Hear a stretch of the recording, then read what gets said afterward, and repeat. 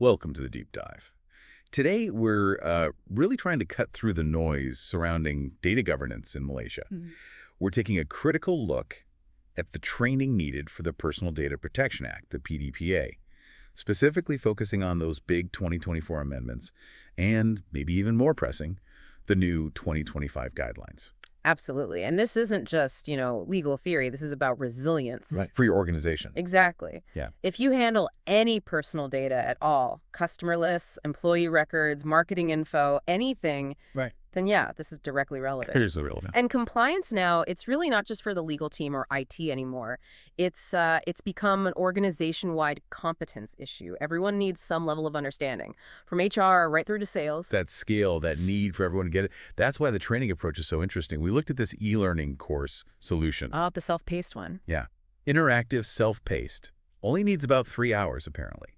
And it's available 24/7. Which is key. Totally. Because if you've got hundreds, maybe thousands of staff, pulling them off the floor for days, it's just not practical. No way. And that efficiency is crucial because the content itself, well, it's gotten more complex. We're definitely moving beyond the old 2010 Act framework. So today, our mission is basically to map out this new landscape for you. Yeah. What are the structural changes, those hard deadlines, and the tricky bits about sending data overseas? Got it.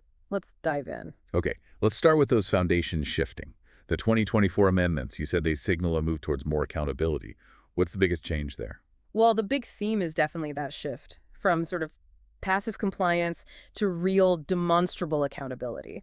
And the most structurally impactful change, it's the mandatory appointment of data protection officers. DPOs. DPOs. Mandatory now. That feels significant. It is. Because having a dedicated mandatory DPO that forces a proactive stance, right? It's not just ticking a box anymore. You have someone responsible. Precisely. But it also brings immediate challenges on the ground. Like what? Finding the right person. Exactly. Resources, expertise. A DPO isn't just an admin role. They need a mix of legal understanding, IT security knowledge, even change management skills. That's a tough combo to find. It is. And the training materials actually acknowledge this. Many organizations are struggling to, identify or hire people who fit that bill. It's putting a real strain on the professional job market here in Malaysia. Interesting. So the law creates the need, but the market has to catch up. Okay, beyond the DPO role, what about rights for individuals? Did 2024 give people more control over their data? Yes, definitely. The biggest one is the right to data portability. Data portability. Okay, what does that mean practically? It means you, as an individual, can ask an organization for your personal data in a common machine-readable format. So you can easily take it and say, move it to another service provider. Like switching banks or social media platform. Exactly. It mirrors things like the GDPR globally. And technically, it means companies might need to overhaul how they store and manage data just to make this possible. Easy access, easy transfer. Got it. And I saw something about sensitive data classification changing. That's right. Biometric data, think fingerprints, facial recognition, voice prints, is now explicitly classified as sensitive personal data. Which means It needs the highest level of security and critically explicit consent before you can even collect or process it. Given how common biometrics are becoming, that's a timely clarification. Definitely. Okay, so understanding these categories, sensitive versus regular personal data, is step one. Does the training nail down these basic definitions? Because that's where mistakes often start, right? Mixing up roles. Oh, absolutely. Module 2, I believe, focuses heavily on that. Personal data, sensitive personal data, who the data subject is, and crucially, that difference between the data controller and the data processor. Controller versus processor, always a key one. Always. The controller decides the why and how of processing. The processor just acts on instructions. Getting that right, especially with cloud providers or outsourcing, it's absolutely fundamental under the amended Act. Makes sense. Oh, and one quick clarification. They added the Act now specifically states it doesn't apply to the data of deceased individuals. Good to know that boundary. Okay, let's pivot from the structure to the operational fire drills. The 2025 Data Breach Notification Guidelines. This feels like the really urgent part. What are the timelines? They are designed to force quick action, extremely tight timelines. Once you confirm a qualifying breach has happened, Confirm it, okay. you have only 72 hours to notify the Personal Data Protection Commissioner, the PDPC. 72 hours, wow, Good. 3 days, that's aggressive. It is, especially when, the breach itself is probably causing chaos. Right. Let's imagine this happens, say, 4:30 p.m. on a Friday. Does the training actually prepare people for hitting that deadline under stress when maybe key people aren't even around? That's exactly the point the training hammers home. Readiness. Meeting that 72-hour deadline isn't about what you do during the breach. It's about before. It's all about what you did months before. It demands pre-planned, well-rehearsed incident response plans, IRPs. So practice runs. Absolutely. The training talks about forensic readiness, having the right logging, clear decision processes, knowing your immediate containment steps before anything happens. If you're trying to figure out who to call when the alert goes off, you've already missed the boat on the 72 hours. Okay, so tested preparedness is non-negotiable. That's the message. What about notifying the people affected, the individuals? That's the next deadline. They must be notified within 7 days of confirming the breach. Also critical for trust and liability, of course. 7 days for individuals. Yeah. Okay. Yeah. But what if it's a small incident? Something minor that maybe doesn't hit the threshold for notifying the PDPC? Can companies just, sweep that under the rug? Absolutely not. And this is a really important point for showing diligence. Even those minor incidents, the ones that don't need formal notification, you must record them, log them internally in detail. Log everything. Everything. What happened, what you did, how you fixed it. And you have to keep those records for 2 years. 2 years. Wow. It shows the regulator you're actively monitoring things, even the small stuff. It demonstrates a mature security posture. That requires some serious internal process. It does. And the last layer of complexity with breaches in Malaysia, it's not just one regulator. Ah, right. You mentioned that. Yeah, the training highlights this. Depending on what kind of data was lost, you might need to tell multiple authorities. For example? Well, if it involves financial data, you've got to notify Bank Negara Malaysia, BNM. Suspected crime, that's PDRM, the police. Okay. Communications data. MCMC, critical infrastructure.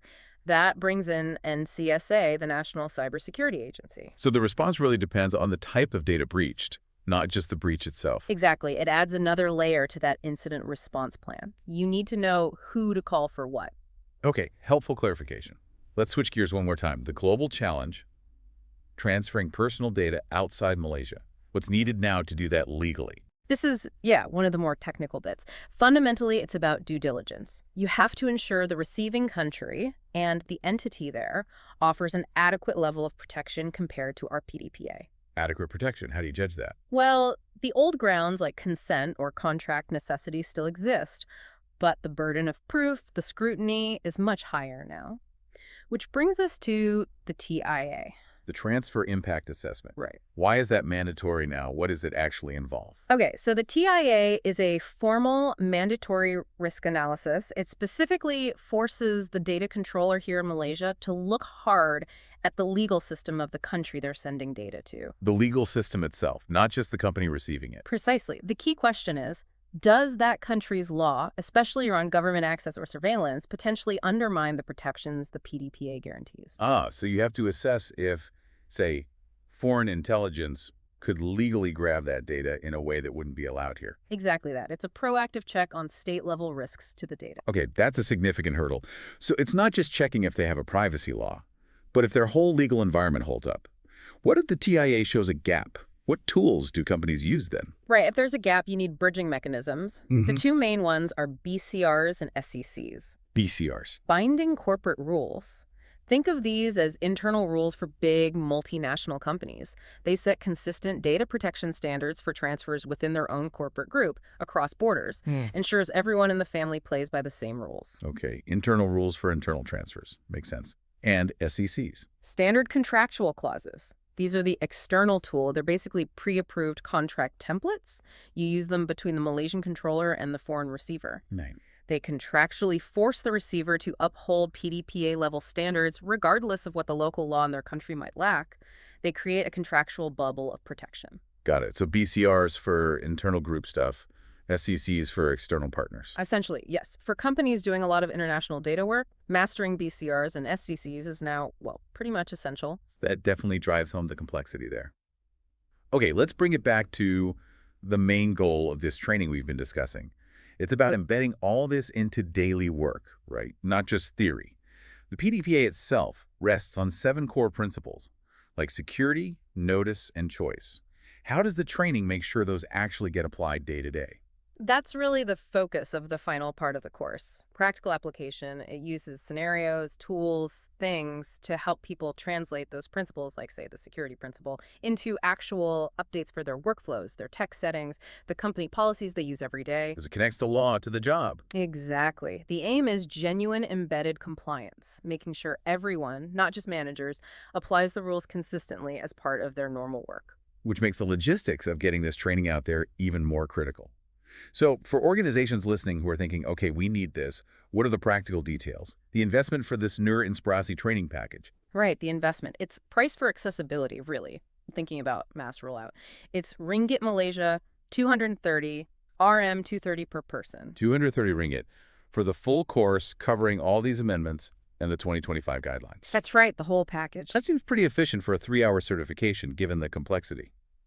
And the big question for Malaysian companies budgeting this, HRDC claimability. Yes, and this is huge. It's 100% HRDC claimable. Ah, that's a game changer. It really is. For companies needing to train potentially hundreds of staff, it means the costs can be covered by their Human Resource Development Fund contributions. It takes away that big financial hurdle of finding budget directly from operations. Makes it much easier to say yes to getting everyone trained properly. That removes a major barrier. Okay, so if you're listening and thinking your teams need this update, need this competence boost, how do they find out more? The contact info for Nur Inspirasi. Yep, you can email them at sales@nurinspirasi.com. That's sales@NURINSPIRASI.com. Or just give them a call. Plus 601-254-48918. Great. Sales@nurinspirasi.com or plus 601-254-48918. Okay, as we wrap up this deep dive, let's circle back to maybe the most demanding part. We talked about that mandatory 72-hour breach notification. The big one. We want to leave you, the listener, with this thought. Given that having tested resilient response plans isn't just good practice anymore, it's legally required. How recently have you actually drilled your incident response plan? Not just written it down, but tested it across departments. Because real compliance today, it isn't just a document on a shelf. It's a practiced, almost muscle memory response. That's the real test of readiness. Deep knowledge truly starts with proactive education. Thanks for joining us on the Deep Dive.